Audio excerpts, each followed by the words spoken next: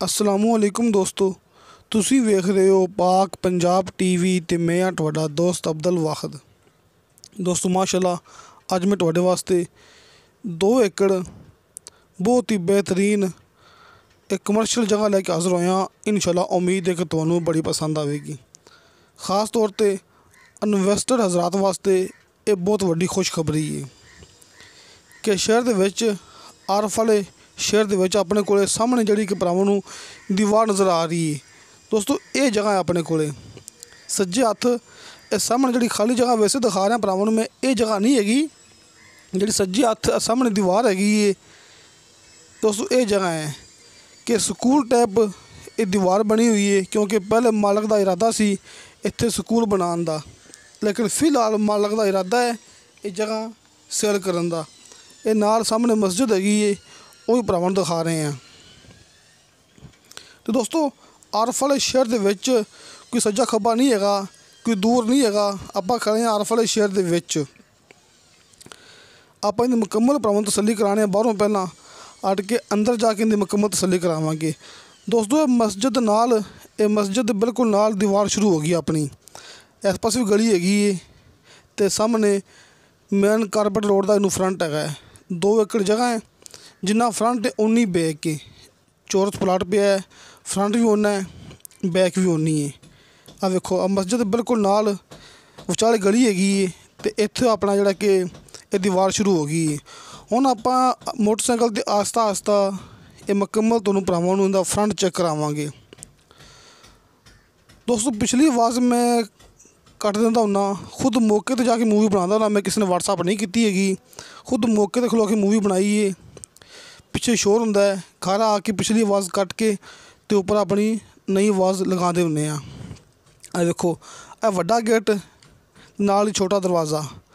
ਦੋਸਤੋ ਇਹ ਗੇਟ ਹੈ, ਲੇਕਿਨ ਪਹਿਲੇ ਭਰਾਵਾਂ ਨੂੰ ਦਿਖਾ ਕੇ ਮੈਂ ਇਹਦੀ ਮੁਕੰਮਲ ਜਿਹੜਾ ਫਰੰਟ ਹੈ ਇਹ ਵੇਖੋ ਦੋਸਤੋ, ਇਹਨਾਂ ਤੱਕ ਇਹਦਾ ਫਰੰਟ ਹੈ ਮਾਸ਼ਾਅੱਲਾ।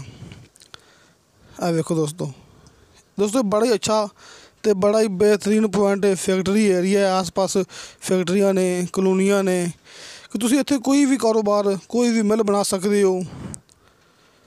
ਪਲਾਟ ਕੱਟ ਦੋਸਤੋ ਬਾਹਰ ਦੀ ਮੁਕੰਮਲ ਤਸੱਲੀ ਕਰਾ ਕੇ ਹੁਣ ਆਪਾਂ ਭਰਾਵਾਂ ਨੂੰ ਅੰਦਰ ਜਾ ਕੇ ਇਹਦੀ ਮੁਕੰਮਲ ਤਸੱਲੀ ਕਰਾਵਾਂਗੇ। ਆਹ ਵੇਖੋ ਦੋਸਤੋ, ਆਪਾਂ ਅੰਦਰ ਜਾ ਰਹੇ ਹਾਂ ਕਿ ਸਕੂਲ ਟਾਈਪ ਬਣਾਇਆ ਸੀ ਮਾਲਕ ਨੇ। ਪਹਿਲੇ 4 ਦੀਵਾਰੀ ਕੀਤੀ ਸੀ ਇਹਦੀ, ਉਸ ਤੋਂ ਬਾਅਦ ਅੰਦਰ ਜਿਹੜੀ ਕਿ ਉਹ ਨੀਂਹ ਜਿਹੜੀ ਖੱਟੀ ਪਈ ਹੈ, ਲੇਕਿਨ ਅੰਦਰ ਕੰਮ ਸ਼ੁਰੂ ਨਹੀਂ ਕੀਤਾ ਹੈਗਾ ਸੀ। ਅਤੇ ਮਾਸ਼ਾਅੱਲਾ ਓਨਾ ਹੀ ਫਰੰਟ ਹੈ, ਓਨਾ ਹੀ ਬੈਕ ਹੈ। ਬੜਾ ਹੀ ਅੱਛਾ ਅਤੇ ਬੜਾ ਹੀ ਖਾਸ ਮੌਕਾ ਆਪਣੇ ਕੋਲ ਆਰਫ ਵਾਲੇ ਸ਼ਹਿਰ ਦੇ ਵਿੱਚ। ਫੈਕਟਰੀ ਏਰੀਆ ਹੈ, ਆਸ ਪਾਸ ਮਿੱਲਾਂ ਹੈਗੀਆਂ ਨੇ, ਪੈਟਰੋਲ ਪੰਪ ਹੈਗੇ ਨੇ, ਕਲੋਨੀਆਂ ਹੈਗੀਆਂ ਨੇ, ਟਾਊਨ ਕੱਟੇ ਹੋਏ ਹੈਗੇ ਨੇ। ਇਹ ਸਾਹਮਣੇ ਜਿਹੜੀ ਕਿ ਉੱਚੀ ਨੀਵੀਂ ਜਗ੍ਹਾ ਨਜ਼ਰ ਆ ਰਹੀ ਹੈ, ਇੱਥੇ ਨੀਹਾਂ ਖੱਟਣ ਦੀ ਕੋਸ਼ਿਸ਼ ਕੀਤੀ ਸੀ ਕਿ ਲੇਕਿਨ ਫਿਲਹਾਲ ਹੁਣ ਮਾਲਕ ਨੂੰ ਸੇਲ ਕਰ ਰਿਹਾ ਹੈ। ਇਹ ਵੇਖੋ ਦੋਸਤੋ 2 ਏਕੜ ਜ਼ਮੀਨ ਹੈ ਆਰਫ ਵਾਲੇ ਸ਼ਹਿਰ ਦੇ ਵਿੱਚ, ਕਿ ਸੱਜੇ ਖੱਬੇ ਨਹੀਂ ਹੈਗੀ, ਬਿਲਕੁਲ ਇਹ ਸਮਝ ਲਓ ਕਿ ਤੁਸੀਂ ਸ਼ਹਿਰ ਦੇ ਵਿੱਚ ਹੀ ਹੈ। ਅਗਰ ਮੈਂ ਭਰਾਵਾਂ ਨੂੰ ਕਹਾਂਗਾ ਥੋੜ੍ਹਾ ਦੂਰ ਹੈਗਾ ਹੈ ਅਤੇ ਫਿਰ ਦੋਸਤ ਕਹਿਣਗੇ ਪਤਾ ਨਹੀਂ ਕਿੰਨੀ ਦੂਰ ਹੈਗਾ ਹੈ।